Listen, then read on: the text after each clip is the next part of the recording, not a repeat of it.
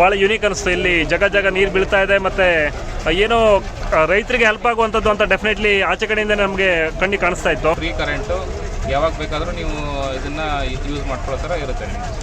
Hello hi ನಮಸ್ಕಾರ, ನಾನು ಸತೀಶ್ ಭಟ್, ನೀವು ನೋಡ್ತಾ ಇದ್ದೀರಾ ಮಸಾಲಾ ಚಾಯ್ ಮೀಡಿಯಾ. ನಾವಿವತ್ತು ದಾವಣಗೆರೆಯಲ್ಲಿದ್ದೀವಿ. ದಾವಣಗೆರೆ ಅಂದ ತಕ್ಷಣ ನಮಗೆ ನೆನಪಿಗೆ ಬರೋದು ಅಂತಂದರೆ ಬೆಣ್ಣೆ ದೋಸೆ ಮತ್ತು ಇಲ್ಲಿಯ ಒಂದು ಟೆಕ್ಸ್ಟೈಲ್ ಇಂಡಸ್ಟ್ರಿ ಅಥವಾ ಬಟ್ಟೆ ವ್ಯಾಪಾರ. ಇದೆರಡನ್ನು ಹೊರತುಪಡಿಸಿ ಇವತ್ತು ಮೊದಲನೇ ಬಾರಿ ಕೃಷಿ ಮೇಳ ನಡೀತಾ ಇದೆ ಅಂತ ದಾವಣಗೆರೆಯಲ್ಲಿ.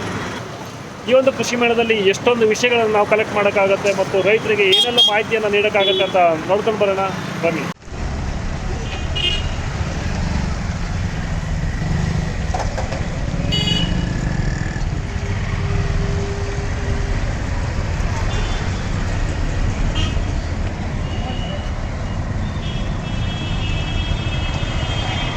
ಬನ್ನಿ, ಇಲ್ಲಿ ನಮಗೆ ಎಂಟ್ರೆನ್ಸಲ್ಲೇ ಸ್ವಾಗತ ಕೋರ್ತಾ ಇದ್ದಾರೆ ನಮ್ಮ ಫಾಲೋವರ್ಸ್ ಅಂತ ಮಸಾಲಾ ಚಾಯ್. ಇದು ನಿಮ್ಮ ಹೆಸರು?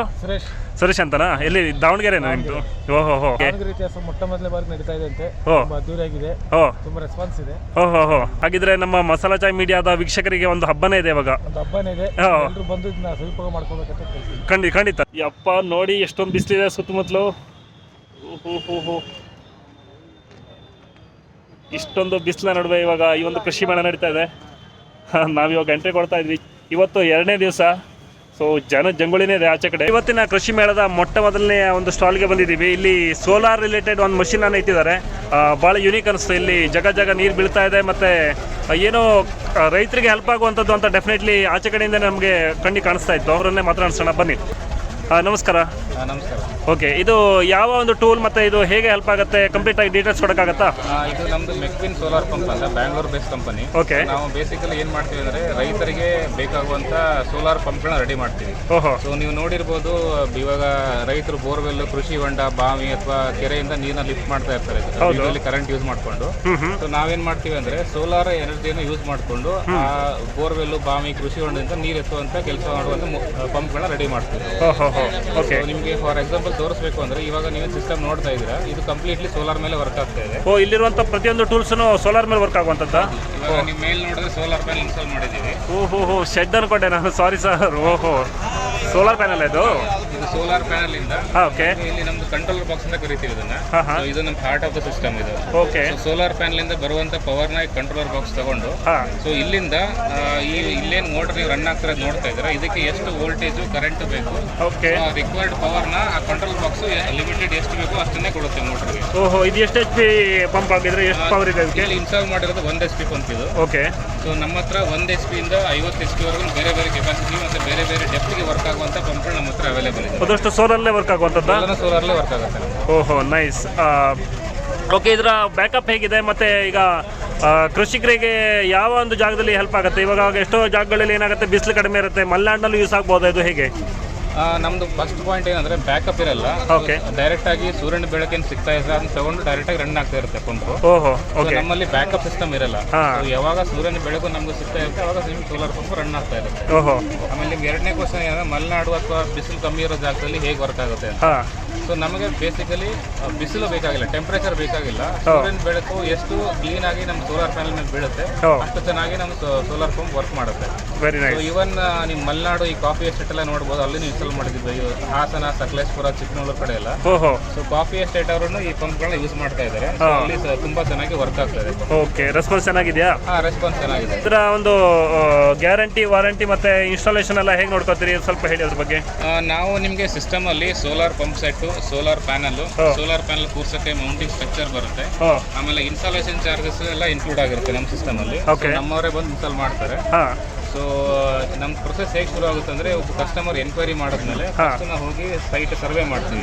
ಅವ್ರಿಗೇನು ಬೋರ್ವೆಲ್ ಇದೆಯಾ, ಬಾವಿ ಇದೆಯಾ, ಕೃಷಿ ಹೊಂಡ ಡೀಟೇಲ್ಸ್ ತಗೊಂಡು ಅವರಿಗೆ ಎಷ್ಟು ಕೆಪಾಸಿಟಿ ಮೋಟರು ಅವ್ರ ರಿಕ್ವೈರ್ಮೆಂಟ್ ಬೇಕಾಗುತ್ತೆ ಡಿಸೈಡ್ ಮಾಡ್ಕೊಂಡು ಅದರ ಪ್ರಕಾರ ಅವ್ರಿಗೆ ಸಜೆಸ್ಟ್ ಮಾಡ್ತೀವಿ.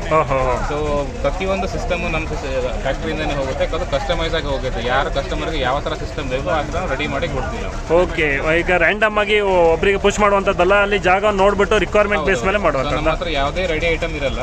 ಕಸ್ಟಮರ್ ವಿಸಿಟ್ ಮಾಡಿದ್ಮೇಲೆ, ಸೈಟ್ ವಿಸಿಟ್ ಮಾಡಿದ್ಮೇಲೆ ಅವ್ರಿಗೆ ಎಷ್ಟು ಕೆಪಾಸಿಟಿ ಬೇಕು, ಎಷ್ಟು ಲೀಟರ್ಸ್ ನೀರು ಬೇಕಾಗುತ್ತೆ ಒಂದ್ ದಿನಕ್ಕೆ, ಅವ್ರು ಏನು ಸ್ಪ್ರಿಂಕ್ಲರ್ ಯೂಸ್ ಮಾಡ್ತಾರ, ಡ್ರಿಪ್ ಯೂಸ್ ಮಾಡ್ತಾರ, ಫ್ಲಡ್ ಇರಿಗೇಷನ್ ಇದೆಯಾ ಅದು ನೋಡ್ಕೊಂಡ್ಬಿಟ್ಟು ಅದ್ರ ಪ್ರಕಾರ ಮೋಟರ್ ಸಜೆಸ್ಟ್ ಮಾಡ್ತೀವಿ ನಮ್ಮ ಕಸ್ಟಮರ್. ನೈಸ್. ಇವಾಗ ನಿಮ್ಮ ಆಫೀಸಲ್ಲಿ ಇದೆ, ಮತ್ತೆ ಇವಾಗ ನಾವು ಕನೆಕ್ಟ್ ಮಾಡಿದ್ರೆ ಎಷ್ಟು ದಿವಸದಲ್ಲಿ ನೀವು ಅದಕ್ಕೆ ರೆಸ್ಪಾನ್ಸ್ ಮಾಡ್ತೀರಾ? ನಮ್ದು ಮ್ಯಾನುಫ್ಯಾಕ್ಚರಿಂಗ್ ಯೂನಿಟ್ ಇರೋದು ಬ್ಯಾಂಗ್ಳೂರಲ್ಲಿ ಸಿಗೇಳಿ ಅಂತ ರೋಡ್ ಹತ್ರ ಬರುತ್ತೆ.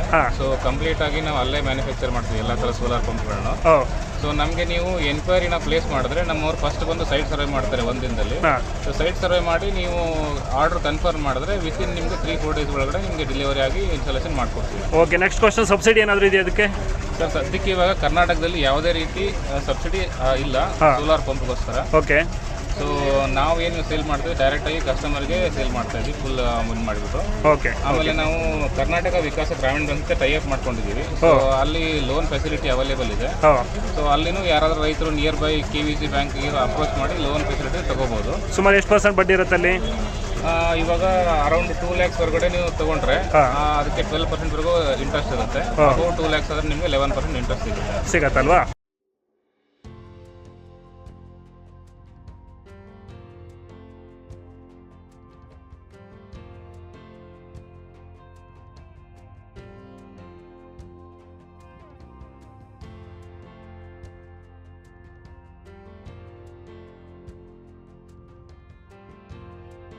ನಾವು 2 ವರ್ಷ ನಿಮಗೆ ರಿಪೇರ್ ಅಥವಾ ರೀಪ್ಲೇಸ್ಮೆಂಟ್ ವಾರಂಟಿಯಿಂದ ಕೊಡ್ತೀವಿ. ಸೊ ಅದರಲ್ಲಿ ನಿಮಗೆ ಏನೇ ಪ್ರಾಬ್ಲಮ್ ಆದರೂ ಮೈನರ್ ಇದ್ರೆ ರಿಪೇರಿ ಮಾಡ್ತೀವಿ, ಇಲ್ಲಾಂದ್ರೆ ಪೀಸ್ ಟು ಪೀಸ್ ಎಕ್ಸ್ಚೇಂಜ್ ಮಾಡಿ ಕೊಡ್ತೀವಿ. ಆಮೇಲೆ 5 ವರ್ಷದವರೆಗೂ ನಿಮಗೆ ಸರ್ವಿಸ್ ಅವೈಲೇಬಲ್ ಇರುತ್ತೆ, ಫ್ರೀ ಸರ್ವಿಸ್. ಆಮೇಲೆ ಪರ್ಫಾರ್ಮೆನ್ಸ್ ಗ್ಯಾರಂಟಿ ಸಿಗುತ್ತೆ 5 years. ಆಮೇಲೆ ಇನ್ನೊಂದು ಏನು ಹೇಳಬೇಕು ಅಂದರೆ ಅಡ್ವಾಂಟೇಜ್, ಸೋಲಾರ್ ನೀವು ಒಂದ್ಸರಿ ಇನ್ಸ್ಟಾಲ್ ಮಾಡಿದ್ರೆ ಅಟ್ಲೀಸ್ಟ್ 20 ರಿಂದ 25 ವರ್ಷ ಲೈಫ್ ಇರುತ್ತೆ ಮೋಟರ್ ಮತ್ತು ಪ್ಯಾನಲ್ದೆಲ್ಲನು. ಸೊ ಒಂದ್ಸರಿ ಇನ್ಸ್ಟಾಲ್ ಮಾಡಿದ್ರೆ 20-25 ವರ್ಷ ನಿಮಗೆ ಸೊಲ್ಯೂಷನ್ ಸಿಗುತ್ತೆ ನಿಮಗೆ. ಫ್ರೀ ಕರೆಂಟು ಯಾವಾಗ ಬೇಕಾದರೂ ನೀವು ಇದನ್ನ ಯೂಸ್ ಮಾಡ್ಕೊಳ್ಳೋ ಥರ ಇರುತ್ತೆ ನಿಮಗೆ. Okay okay, nice. ನಿಮ್ಮ ಕಂಪ್ನಿ ಹೆಸರು ಅಂತ ತೋರಿಸ್ಬಿಡಿ, ಸ್ವಲ್ಪ ಕವರ್ ಆಗ್ತದೆ. ಮೆಕ್ವಿನ್ ಸೋಲಾರ್ ಪಂಪ್ಸ್ ಅಂತ. Okay okay. ಇದು ನೀವು ರನ್ ಆಗ್ತಿರೋದು ಮೋಟರು.